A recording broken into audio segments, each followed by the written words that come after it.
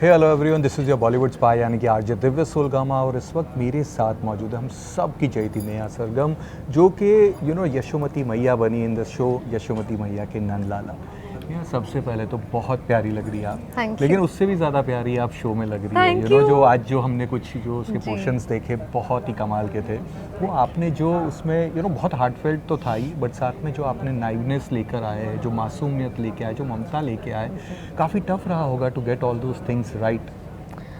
Actually tough तो है when I look at it now, but आप जब वो सीन में होते हैं, आप जब उस कैरेक्टर में होते हैं, जब उस मोमेंट में होते हैं, द की इज़ कि अगर मैं उस मोमेंट में हूँ तो चीज़ें नेचुरली निकल के आ जाती हैं उस टाइम। और अगर मैं उस मोमेंट में नहीं हूँ, if I am not in the present and I am not in the character, I am not in the mood, तो वो लाख कोशिश करूँगी मैं, वो नहीं आएगा। So what I actually is the most difficult is to be very focused and be in that moment.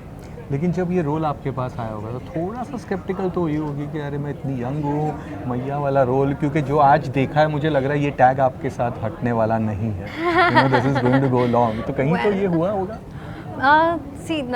मैया को लेके नहीं था कि छोटे बच्चे की माँ अगर बनना है, तो ऐसा नहीं था, उस चीज़ को नहीं लेकर था। But I was like, should I be taking a devotional या this divine type of historical show, या जो भी जिस तरह से भी हम इसको बुलाएं।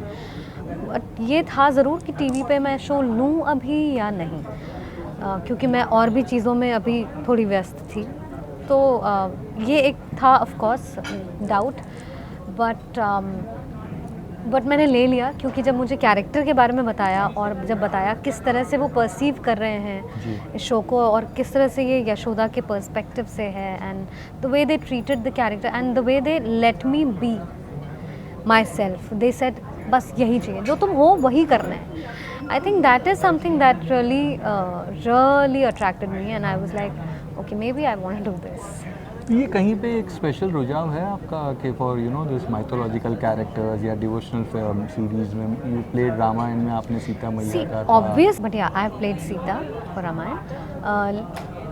ऐसा कुछ इंक्लिनेशन नहीं कहूँगी, बट हाँ एक तसल्ली ज़रूर होती है कि जैसे आप नॉर्मल शोज़ करेंगे तो वो कौन सा ट्विस्ट और टर्न लेके आपके कैरेक्टर को किस तरह से बना देंगे, you never know. But at least इस तरह के शो में ये है कि आप ज़्यादा उसको तोड़ मरोड़ नहीं सकते according to your TRP and this and that in business. You can't play with such characters and you can't ruin them. So that is one of the reasons कि this is one of the biggest reasons that I like to take these up, लेकिन ऐसा कभी consciously ऐसा कुछ inclination नहीं है। So, जब भी इस तरह के जो शोज़ होते हैं उसमें स्टार तो होते हैं, जो बच्चे जो होते हैं ऑलवेज द स्टार, और यहाँ पे तो हमारे नंदलाल जी है तो उनके साथ में किस तरह का एक्सपीरियंस था? काफ़ी उनके मूड के हिसाब से as an actor you always must have kept changing your stuff. Actually ऐसा कुछ अभी आया नहीं है कि उसके मूड के हिसाब से। हाँ, कभी कभी ऐसा होता है कि अगर एक सीन में उसको अचानक से खूब ज़ोर से रोना है और शायद वो बच्चा ना रोए, तो we adjust according to that, we can change that bit. थोड़ा सा हमको फ्लेक्सिबल होना पड़ता है विद द किड, बट ऐसा कभी नहीं हुआ है कि कुछ ड्रास्टिक चेंजेस करने पड़े हों फॉर शूटिंग स्केड्यूल या ऐसा कुछ। कभी कुछ ऐसे ड्रास्टिक नहीं रहा है। बच्चा काफ़ी कोऑपरेटिंग है। बट कुछ एनेक्डोट्स, कुछ प्यारे मोमेंट्स, समथिंग?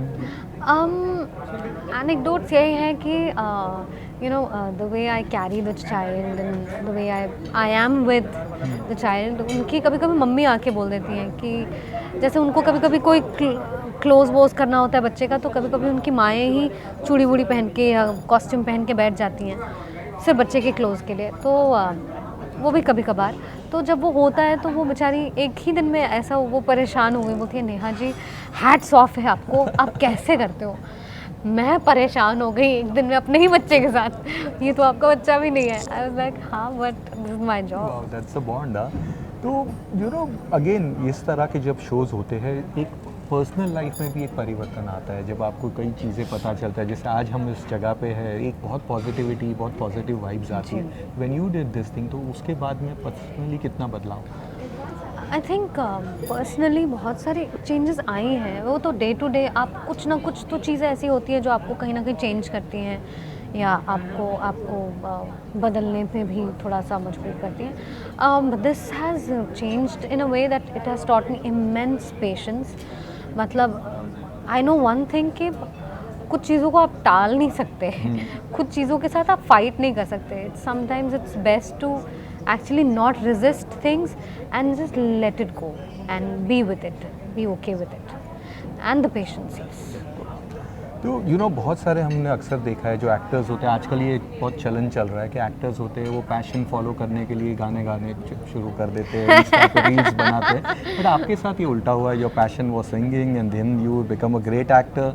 तो अब ग्रेट तो क्या बोले, उससे ऊपर का टर्म नहीं oh god no, please don't good embarrass me. Actor and तो ये अभी पैशन के पीछे क्या हो रहा है, वापस उसको फॉलो करने वाले हैं, क्या कुछ होगा?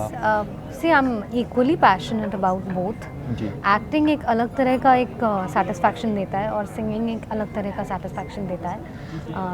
Singing actually suits my soul and it is a part of me. I was born with it. Acting शायद फिर भी सीखी है विद टाइम, लेकिन I was born as a singer. मतलब मैं गाने के लिए ऐसा कुछ मुझे नहीं लगता मैंने ऐसी कोई मेहनत की है. इनफैक्ट जो भी मैं गाती हूँ आज वो actually credit goes to my blood and my genes. मेरा कोई क्रेडिट है नहीं उसमें. सो हाँ, मतलब मेरा पैशन एक्टिंग हो गया क्योंकि मेरा प्रोफेशन एक्टिंग हो गया. And I tend to be passionate about what I do. But yeah singing is I am doing singing also. मतलब मुगले आज़म, रौनक जैसे ये जो 2 म्यूज़िकल्स हैं तो उसमें गाने गाती हूँ, तो वो चल रहा है. बट या एज अ सिंगर मुझे अभी तक वो हिम्मत नहीं आई है क्योंकि I belong to musical family. But एक combination, it's right time for the combination, maybe I am waiting for the right thing to come my way. और सही लोग आएंगे तो जब जुड़ जाएंगे तो शायद हो जाए चीज़ें. But I don't want to start with anything which I am like ये क्या किया मैंने, क्योंकि मेरे साथ बड़े बड़े नाम भी जुड़े हुए. मेरे नाना इज़ अ ग्रेट सिंगर. चलिए, तो we wish you all the best for your Thank future you. Ventures and next time और भी बातें करेंगे. Thank you for being. Thank you.